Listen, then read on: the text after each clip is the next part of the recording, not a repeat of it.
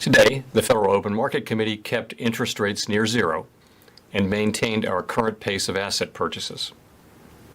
These measures, along with our strong guidance on interest rates and on our balance sheet, will ensure that monetary policy will continue to support the economy until the recovery is complete. In August, however, job gains slowed markedly, with the slowdown concentrated in sectors most sensitive to the pandemic, including leisure and hospitality. The unemployment rate was 5.2% in August, and this figure understates the shortfall in employment, particularly as participation in the labor market has not moved up from the low rates that have prevailed for most of the past year. Factors related to the pandemic, such as caregiving needs and ongoing fears of the virus, appear to be weighing on employment growth. These factors should diminish with progress on containing the virus, leading to more rapid gains in employment. Looking ahead, Fomc participants project the labor market to continue to improve, with the median projection for the unemployment rate standing at 4.8% at the end of this year and 3.5% in 2023 and 24. Inflation is elevated and will likely remain so in coming months before moderating.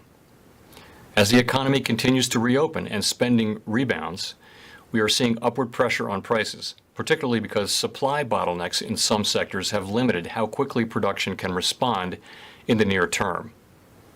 These bottleneck effects have been larger and longer lasting than anticipated, leading to upward revisions to participants' inflation projections for this year. While these supply effects are prominent for now, they will abate, and as they do, inflation is expected to drop back toward our longer-run goal. The median inflation projection from FOMC participants falls from 4.2% this year to 2.2% next year. The process of reopening the economy is unprecedented, as was the shutdown at the onset of the pandemic. As the reopening continues, bottlenecks, hiring difficulties, and other constraints could again prove to be greater and longer lasting than anticipated, posing upside risks to inflation.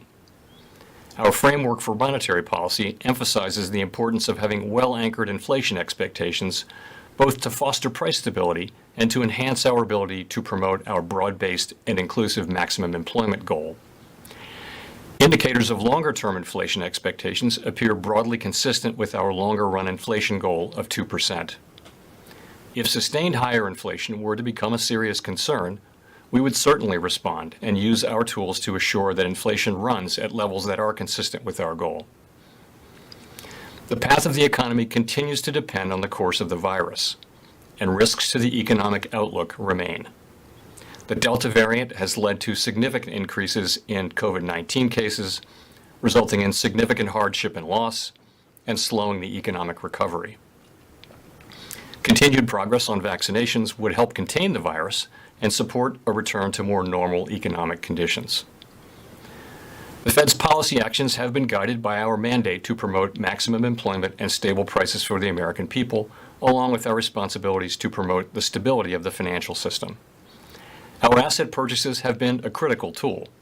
They helped preserve financial stability and market functioning early in the pandemic, and since then have helped foster accommodative financial conditions to support the economy. At our meeting that concluded earlier today, the committee continued to discuss the progress made toward our goals since the committee adopted its asset purchase guidance last December. Since then, the economy has made progress toward these goals. If progress continues broadly as expected, the committee judges that a moderation in the pace of asset purchases may soon be warranted. We also discussed the appropriate pace of tapering asset purchases once economic conditions satisfy the criterion laid out in the committee's guidance. While no decisions were made, participants generally view that, so long as the recovery remains on track, a gradual tapering process that concludes around the middle of next year is likely to be appropriate. Even after our balance sheet stops expanding, our elevated holdings of longer-term securities will continue to support accommodative financial conditions. The timing and pace of the coming reduction in asset purchases will not be intended to carry a direct signal regarding the timing of interest rate liftoff, for which we have articulated a different and substantially more stringent test. We continue to expect that it will be appropriate to maintain the current 0 to 1/4% target range for the federal funds rate, until labor market conditions have reached levels consistent with the committee's assessment of maximum employment, and inflation has risen to 2% and is on track to moderately exceed 2% for some time.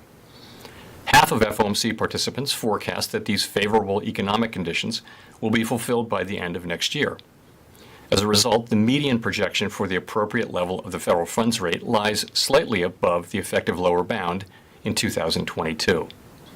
Participants generally expect a gradual pace of policy firming that would leave the level of the federal funds rate below estimates of its longer run level through 2024.